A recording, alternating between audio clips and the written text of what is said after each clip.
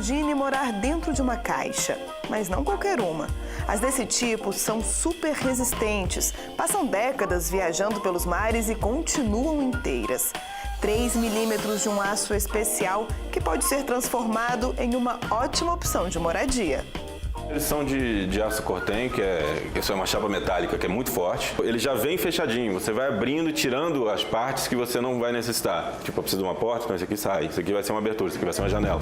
Guilherme é sócio de Pedro. Os dois receberam no escritório de arquitetura um cliente que queria uma casa sustentável. Logo veio a sugestão, por que não uma de container? Eles precisavam se livrar do aluguel e ocupar um terreno que tinha sido recém-adquirido, então eles queriam estar lá o quanto antes. E aí eles queriam ver o container, como é que era, e a gente foi atrás do nosso amigo Alessio, que é arquiteto também, que fez uma casa de container ali no Dom Bosco. Alessio, o amigo do arquiteto, é casado com Ana, parceira de empreitada e de profissão. Os dois decidiram montar a casa no terreno da família. Eles compraram 4 containers de 6 metros de comprimento por 2,5 de largura. Assim como em uma construção convencional, o primeiro passo foi fazer a fundação.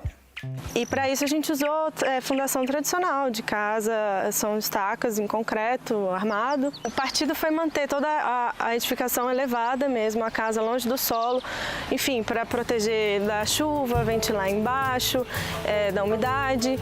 Dentro, as paredes foram revestidas com gesso cartonado e uma manta específica. Os dois materiais fazem o isolamento térmico e acústico. A fiação elétrica passa pelo teto, já a parte hidráulica por baixo dos containers. Alguns cômodos não lembram em nada a estrutura de aço. A gente partiu da ideia de, em algum ponto, tratar ele com um acabamento clássico, tradicional, de casa normal, e de valorizar ele só em alguns pontos que a gente mesmo escolheu. Então, no banheiro, obviamente, tem um porcelanato, tem parede lisa, pintada, é tudo normal. Quem trabalha com esse tipo de projeto logo aprende uma lição preciosa. Os principais personagens da obra são o gesseiro e o serralheiro. Aqui, eles têm muito poder nas mãos.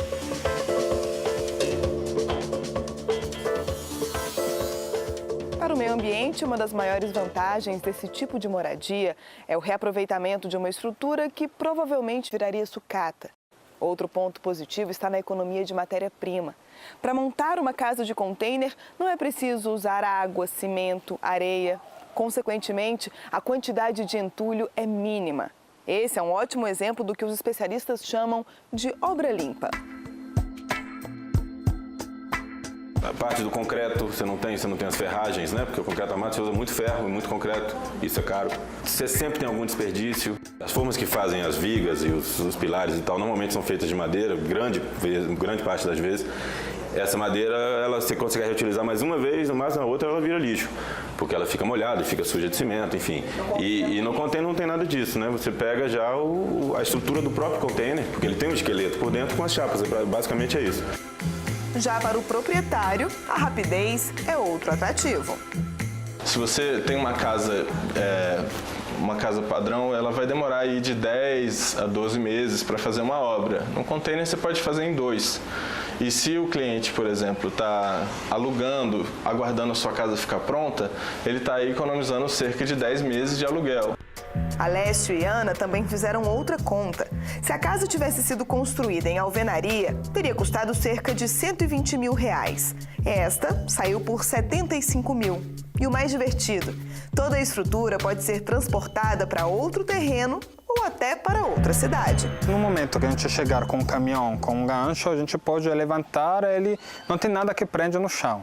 Então a gente tira, vai sobrar os pilarzinhos no chão E leva para onde quiser. e leva para onde precisar. A demanda de Rafael era diferente. Ele já havia construído a casa, mas precisava de uma garagem. Como é construtor e muito curioso, pediu ajuda aos amigos arquitetos para usar um container.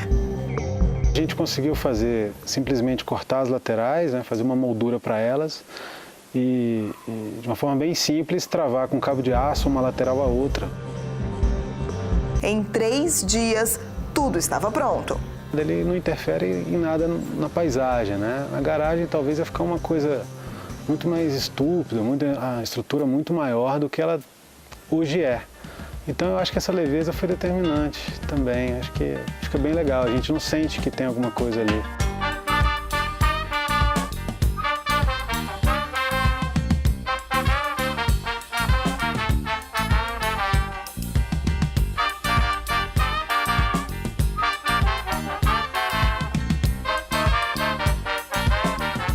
O uso do container é uma alternativa sustentável de moradia? Todos estão de acordo, mas quem entende do assunto garante: nenhum modelo pode ser encarado como solução única. É preciso levar em conta as condições financeiras dos proprietários, as características culturais, as matérias-primas disponíveis e, claro, os objetivos dos moradores.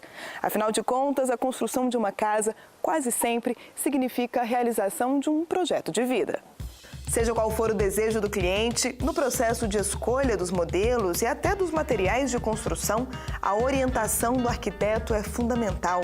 Só assim, o futuro morador pode ter acesso a soluções menos agressivas ao meio ambiente. Acho que a primeira coisa da sustentabilidade que é importante colocar dentro da arquitetura é o próprio dimensionamento da residência.